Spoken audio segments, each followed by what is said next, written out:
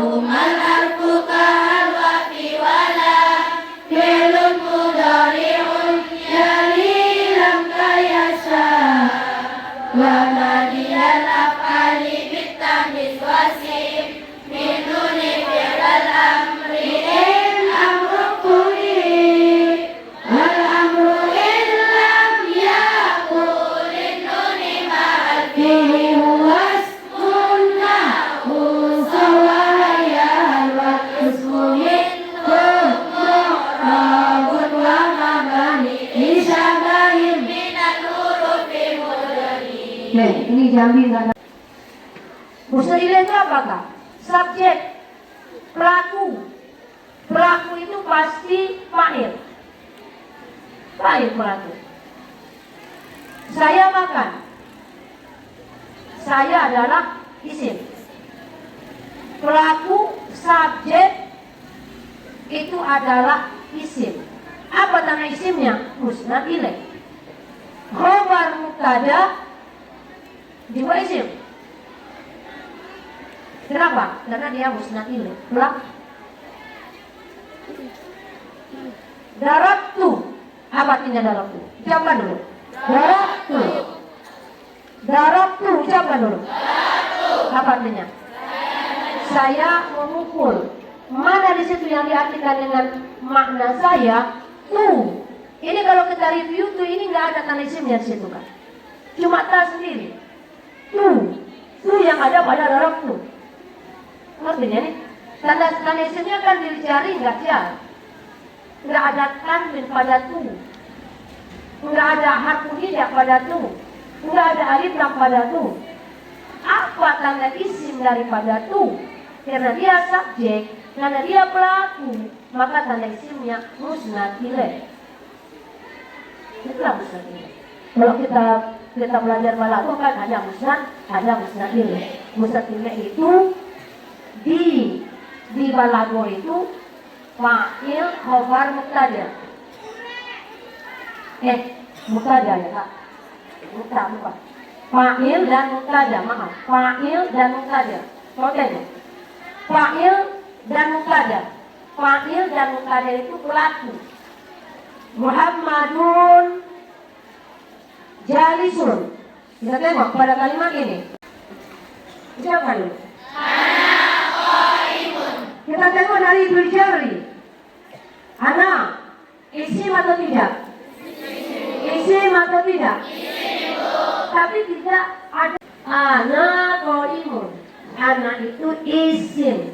Tanda isimnya apa? Musnad ilaih. Kenapa dikatakan musnad ilaih? Pelaku pekerjaan. Itulah musnad ilaih. Fi'ilnya itulah namanya musnad. Ya kan Kak, atau khobar mubtadanya itu adalah musnad. Kalau jumlah fi'liyah, fa'ilnya musnad ilaih. Itu mesti kalau pelaku. Kalau dia jumlah ismiyah, artinya persusunan mubtada dan khobar, maka musnad ilaihnya, subjeknya, sumber pemberitaan, itulah subjek. Sumber pemberitaannya itu kita sandarkan ke siapa? Saya makan. Pemberitaan makan itu kemana disandarkan atau dihubungkan? Ke saya. Saya itulah namanya musnad ilaih. Dan ana, nahnu itu isim. Nahnu qaimuna isim. Apa tanda isimnya? Musnad ilaih. Kenapa? Kalau adanya tanda isimnya di situ jelas. Kalau Zaidun qaimun, mana musnad ilaihnya? Zaidun. Kata ambil dari situ. Tidak perlu lagi kita perbuatkan. Tapi ketika kita bertemu dengan kalimat akramtuka, apakah akramtuka? Ucapkan dulu. Akramtuka. Itu berapa kalimat? 1, 2, 3. Berapa isimnya di situ Kak? 2. Yang mana? Tanda isimnya musnad ilaih. Mana Kak? Apa pula ini?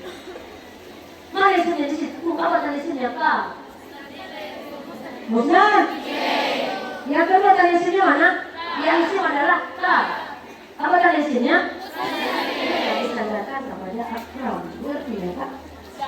Nanti jangan siapa nggak pandai. Kemudian nida. Nah nida. Munada ini jarang dibahas munada ini. Nidanya nggak nampak, yang ada hanya munadanya. Dengar tak? Anida itu panggilan. Berarti setiap kita memanggil, berarti yang kita panggil itu pasti isim. Kenapa? Kita nggak bisa memanggil fiil. Duduk sini dulu kau, supaya aku duduk. Kan nggak mungkin. Yang bisa dipanggil apa? Isim. Kamu boleh panggil. Jadi makanya harfun nida di alfiyah itu termasuk munada. Munada itu nih, dengarkan. Ada kalimat ya Zaidu. Hati-hati di sini. Ya Zaidu, ucapan. Ya Zaidu. Tidak ya Zaidun. Hati-hati. Kenapa? Tanwin kan tanda isim. Nida juga tanda isim. Al juga tanda isim. Maka di antara ini, antara tanwin dengan nida itu mesti berpilih. Artinya apa? Kalau isim itu sudah dimasuki oleh salah satu harfu nida, akhirnya nggak boleh lagi bertanwin. Meskipun asal mulanya rajulun, nggak boleh kita baca ya rajulun, buang tanwinnya menjadi ya rajulu. Artinya supaya jangan berkumpul pada satu isim itu dua tanda isimnya. Yang pertama tanwin, yang kedua tidak. Kan sama-sama tanda isim. Ya Zaidu. Zaidu ini isim atau isim? Jawabannya isim. Apa tanda isimnya? An-nida. An-nida. Atau boleh? Kenapa Zaidu itu isim? Anda katakan karena Zaidu itu munada. Munada itu adalah isim. Tidak mungkin kita memanggil tidak isim. Berarti ya kak? Jadi tidak boleh ya Zaidu. Tidak boleh kita baca ya Zaidun, Rajulun, Muhammadun. Masukkan harfu nidanya. Ya Muhammadu. Ya Muhammadu. Tidak boleh ya Muhammadu. Kenapa ya kak? Ini namanya munada. Yang ini isim.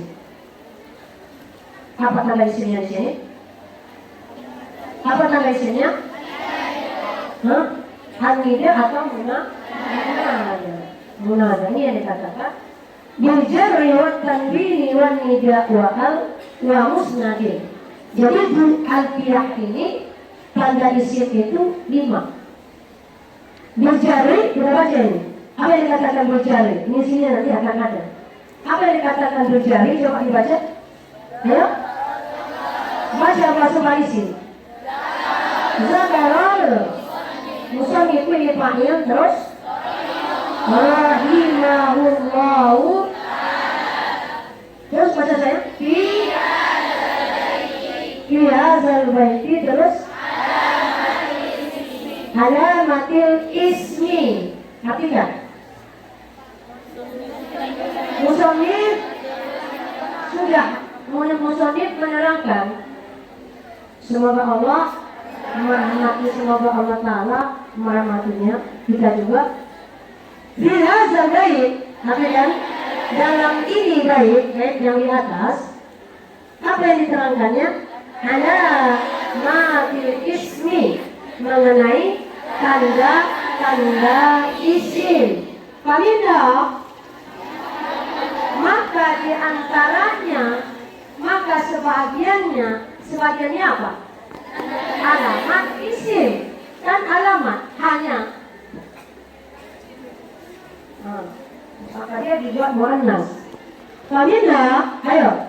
Maka sebagiannya alamat isim itu dengan palindah. Kamu barisnya al-jarru, karena dia mubtada muakhar, min hanya khabar muqaddam, min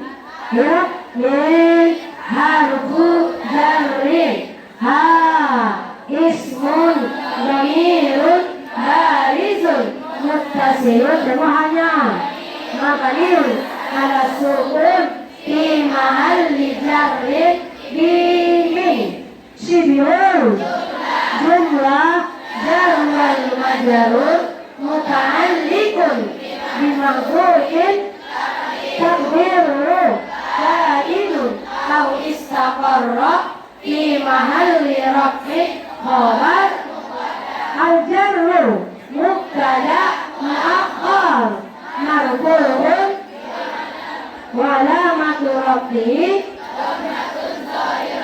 ya. Faminal jarru di antara alamat isim apa? Jar. Kalau bahasa Jawanya jar. Atau khafat sama ya. Apa itu khafat? Apa itu jar? Sama. Enggak ada beda, hanya istilah. Ulama Basrah mengatakan dijarkan dan ulama Kufah mengatakan dikhafatkan. Hanya beda istilah. Jadi kalau ditanya sama nggak jar dengan khafat, jawabannya sama. Hanya beda istilah dari para kiai-kiai nahwu, para ulama nahwu. Paham? Tadi mana? Digulamin Zaidin al-Fadi. Maka diterangkannya, ayo. Fal gulamu majrurun bil harfi. Terus. Wa Zaidin. Kenapa di sini tuh? Di sini bikinnya. Wa Zaidun. Cuma dia kena membilangkan ini sebenarnya. Tapi kalau kedudukannya wa Zaidun. Tapi kita menjelaskan kalimat Zaidin. Boleh enggak Bapak? Wa Zaidin majrurun bil idhafati. Terus wal fadili majrurun bil tahniyati. Ayo. Apa ini maksudnya? Tanda isim yang pertama adalah jar atau khafat. Jadi ketika orang mengatakan tanda jar itu adalah dikhafatkan atau dijarkan, maka di situ mencakup semua isim yang dijarkan. Baik isim yang dijarkan dengan huruf jar, baik isim yang dijarkan dengan idhofah, atau isim yang dijarkan karena ngikut kepada isim yang dijarkan. Contoh, marartu bi gulami Zaidin. Gulami isim atau isim? Isim. Tanda jarnya tanda isimnya dijarkan, kan gitu. Ini jar apa? Majrurun bil harfi. Nah, gitu maksudnya. Gulami mudhaf, Zaidin mudhafun ilaih. Ditanya, Zaidin isim atau isim? Tanda isimnya dijarkan. Dijarkan siapa? Dijarkan karena diidhofahkan. Lihat ini. Al-Fadili isim atau isim? Tanda isimnya dua di sini. Alif lam dan yang kedua dijarkan. Dijarkan siapa? Dijarkan karena ngikut. Jadi isim itu dijarkan, penyebabnya cuma 3. Itu mesti ingat. Yang pertama dijarkan karena masuk huruf jar, yang kedua dijarkan karena diidhofahkan, dan yang ketiga dijarkan karena ada isim yang dijarkan sebelumnya. Al-Fadil dikhafatkan karena isimnya dijarkan. Maksudnya dijarkan karena mengikut kepada isim yang dijarkan sebelumnya. Zaidin isim, tanda isimnya dijarkan karena diidhofahkan. Gulami isim, tanda isimnya jar, dijarkan karena masuk huruf jar. Majrurun bil harfi, majrurun bil idhofah, tabi'un lil majruri. Jadi kalau ada isim yang dijarkan, Persis ya, Bismillahirrahmanirrahim. Coba ucapkan dulu. Di sini isim atau isim? Tanda isimnya dijarkan, golongan majrurun bil harfi. Allahi isim atau isim? Tanda isimnya dijarkan, golongan majrurun bil idhafati. Ar-Rahmani Ar-Rahimi isim atau isim? Tanda isimnya dijarkan yang mana? Tabi'un. Alhamdulillahirabbil alamin. Assalamualaikum warahmatullahi wabarakatuh. Dia bisa sholat karena ada tayamum, karena di mana-mana ada tanah. Ada nggak ada tanah. Kalau air terkadang ada kita temui, tidak kita temui air. Tapi kalau tanah, dimanapun kita berpijak pasti tanah yang kita pijak. Makanya alternatif yang kedua, alat bersuci itu adalah tanah. Alat bersuci itu dua. Kalau ada air, ini paling amdol. Kalau tidak ada, kita mempergunakan tanah dengan tayamum. Namun untuk sholat tidak boleh ditinggalkan. Baik kita di dalam pesawat kan? Di dalam pesawat biasanya tidak ada kita bawa tanah. Maka biasanya kita secara formalitas saja. Biasanya formalitas waktu datang waktu zuhur kita sholat. Kita nggak bawa tanah, udah dihapus-hapus saja itunya. Dinding atau apa itu? Tempat duduk pesawat itu dihapus dari belakang, udah bikin tayamum sendiri baru sholat.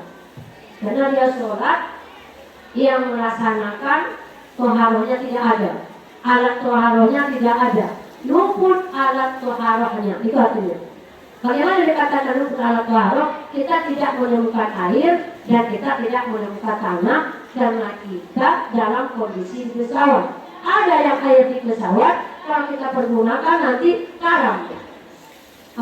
Itu akan membuat berurut satu pesawat. Jadi nggak usah tahu berwudu. Udah formalitas saja, hapus, maka bertayamum kau, maka sholatlah dengan kondisi yang seperti itu.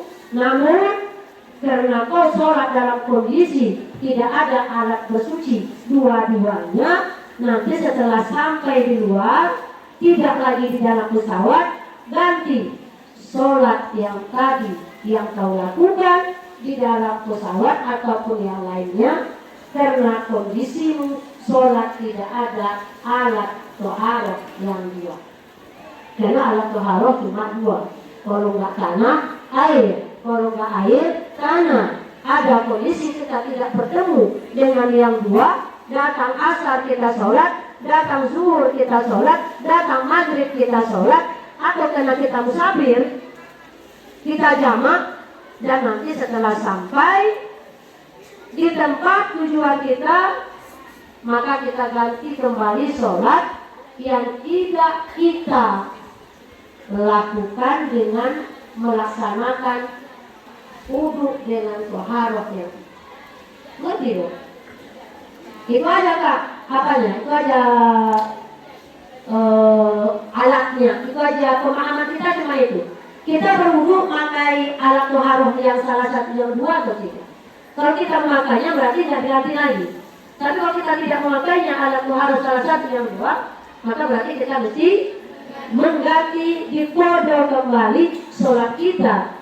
Tadi hanya sholat menghormati waktu, sholatnya wajib kodok kembali. Dengan alasan apa?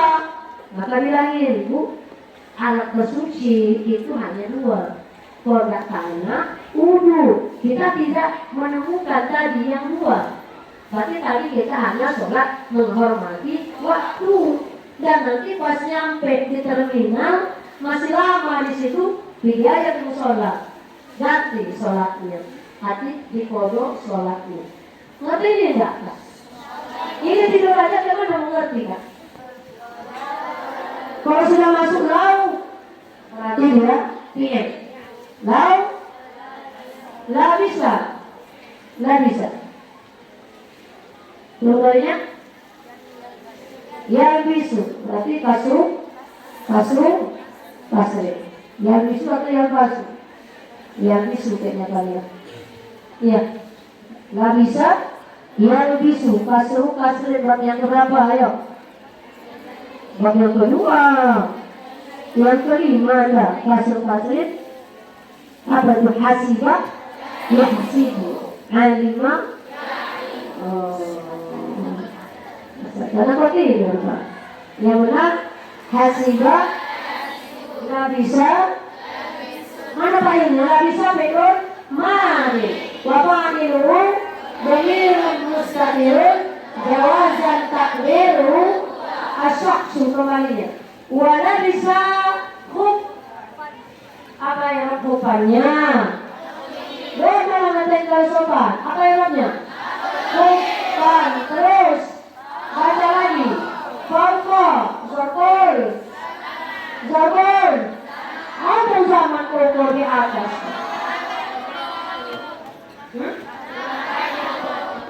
Fauqa artinya apa? Ada ukur zaman. Zaman apa enggak di atas? Fauqa sesudahnya boleh baca. Fauqa hukmi. Terus baca. Misik jatil Bardi masalan fa'in kanal a'la salihan lil masdi dunal